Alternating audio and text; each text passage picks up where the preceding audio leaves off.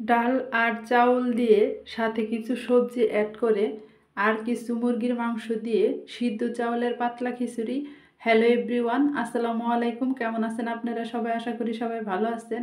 আমি টাঙ্গাইল থেকে বলছি সীমা। আপনারা দেখছেন আপনাদের পছন্দের ইউটিউব চ্যানেল সীমার সংসার। আপনাদের সবাইকে স্বাগতম। আবার হাজির হয়ে গেলাম নতুন আরেকটি এপিসোড নিয়ে।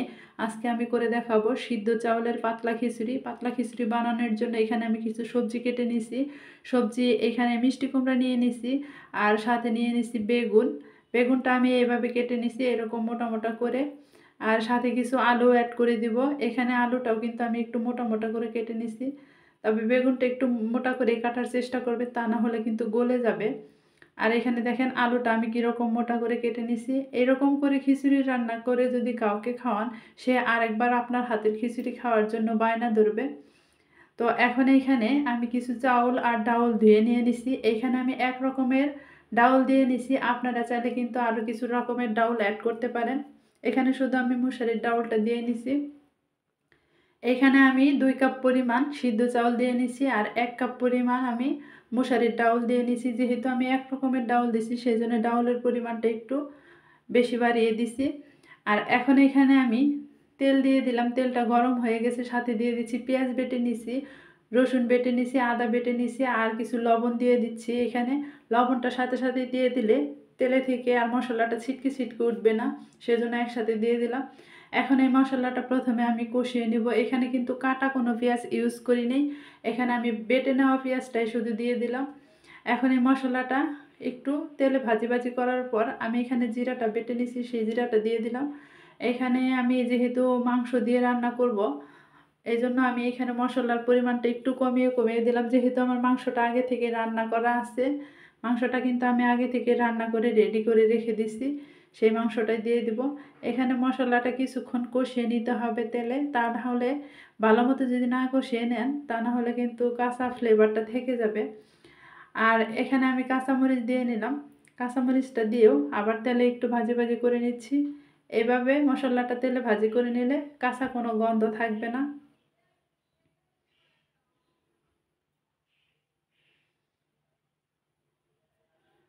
এই তো দেখেন আমার মশলাটা কিছুক্ষণ কষিয়ে নিলাম এইভাবে তেলে।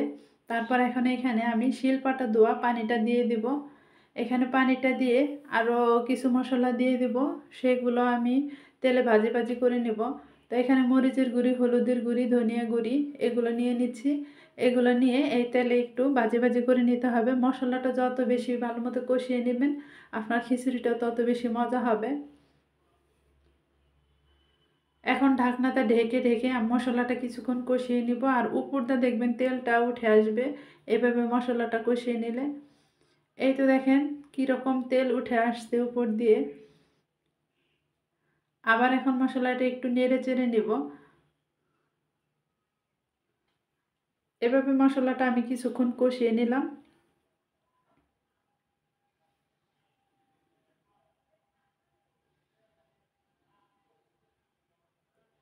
এখন এখানে আগে থেকে ধুয়ে রাখা চাউলটা দিয়ে দিব। চাউল আর ডাউল আমি একসাথে ধুয়ে নিছি আর এখন এইভাবে আমি দিয়ে দিলাম। দিয়ে এই মশলার সাথে 2 মিনিটের মতো আমি ভাজি ভাজি করে নিব। এইভাবে 2 মিনিট ভাজি ভাজি করলে মশলাটা চাউলের সাথে লেগে যাবে আর দারুণ একটা ফ্লেভারও আসবে খিচুড়িটার থেকে। এভাবে আমি মশলার সাথে মিক্সড করে নিলাম।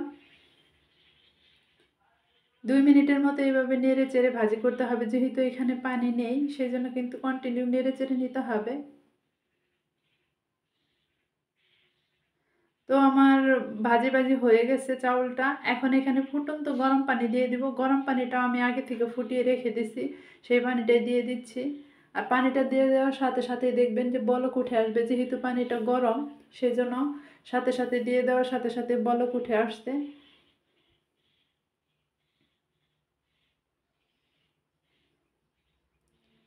আমি এতটুকু পরিমাণ পানি দিয়ে নিছি আর পানিটা দিয়ে দেওয়ার পর একটু ঢাকনাটা ঢেকে রেখে দিব পানিটা আর একটু বলক ওঠা পর্যন্ত।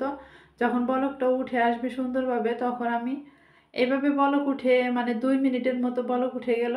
উঠে যাওয়ার সাথে সাথে আমি কিছু আলু যে কেটে রেখে দিয়েছিলাম সেই আলুগুলা দিয়ে দিচ্ছি। এখানে যেহেতু আলুটা শক্ত সেই জন্য আলুটাই আগে দিয়ে নিলাম।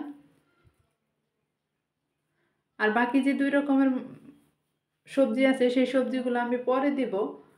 প্রথমে আমি আলুটা দিয়ে নিচ্ছি, যেহেতু মিষ্টি লাউটাও একটু নরম, বেগুনটাও একটু নরম, সেজন্য পরে দিতে হবে। এভাবে আমি আলুটা দিয়ে দেওয়ার পর আবার ঢাকনাটা ঢেকে কিছুক্ষণ অপেক্ষা করব।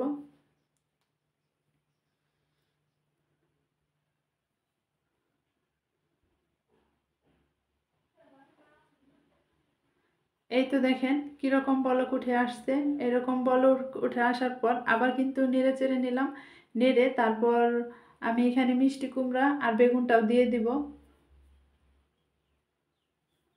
আর এ পর্যায়ে কিন্তু আমার চাউলটা একটু ডাটো ডাটো আছে, ফুল্লিভাবে ফুটে ওঠে নাই, সেই সময় আমি দিচ্ছি।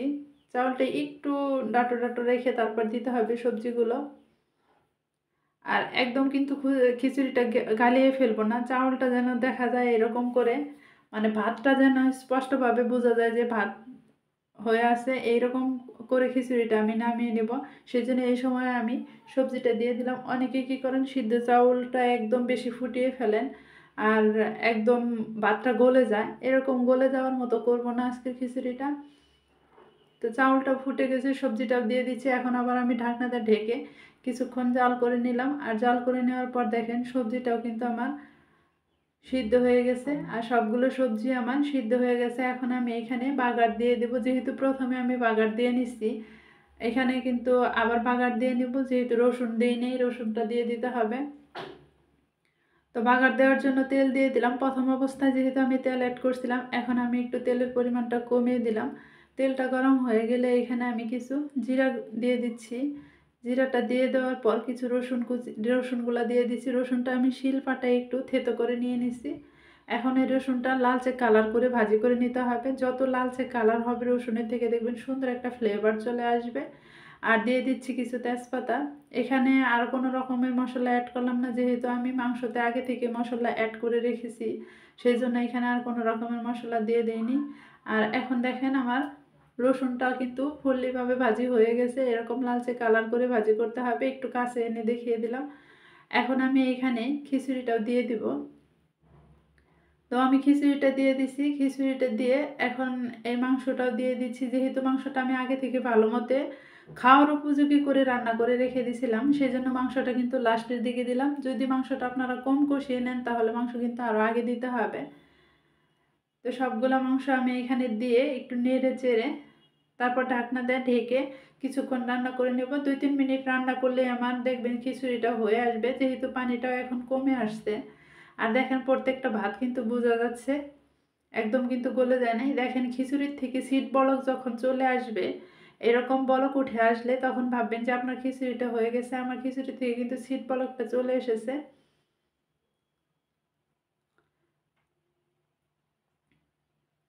এখন আমি এই খিচুড়িটা চুলা থেকে নামিয়ে নিব। তো খিচুড়িটা আমি চুলা থেকে নামিয়ে নিলাম। এখানে আমি কিছু আচার অ্যাড করে দিয়েছি। এখানে আমি জলপাইয়ের আচার নিয়ে নিছি, আপনারা চাইলে যে কোনো আচারটা খেতে পারেন। সাথে একটু লেবু কেটে নিছি আর একটা কাঁচামরিচ নিয়ে নিছি। শুধু এই কাঁচামরিচটা একটু সৌন্দর্যের জন্য নিয়ে নিছি পরিবেশন করার সময়। খিচুড়ির কালারটাও যেরকম সুন্দর আসছে, খেতেও কিন্তু সেরকমই মজা লেগেছে। আমি খিচুড়িটা খেয়ে নেওয়ার পর আপনাদের ভয়েস দিচ্ছি ভিডিওতে। সবাই অনেক প্রশংসা করছে আজকের খিচুড়িটা খেয়ে। তো ভিডিওটা ভালো লাগলে অবশ্যই কিন্তু সাবস্ক্রাইব করবেন আর কমেন্টের মাধ্যমে জানাবেন আজকের খিচুড়িটা দেখতে কীরকম হয়েছে। আপনারা অবশ্যই বানিয়ে খাবেন। কার বাসায় খিচুড়ি কীরকম হলো অবশ্যই কমেন্টের মাধ্যমে জানাবেন। তো আজকের মতো এই পর্যন্তই। আসসালামু আলাইকুম, আল্লাহ হাফেজ।